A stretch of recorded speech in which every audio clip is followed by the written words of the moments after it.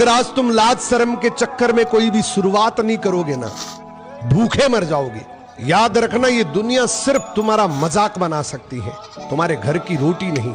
काम कोई छोटा या बड़ा नहीं होता, बस शुरुआत जरूरी है। कौन सी लग रही है वो जबरदस्त तीनन का ही है।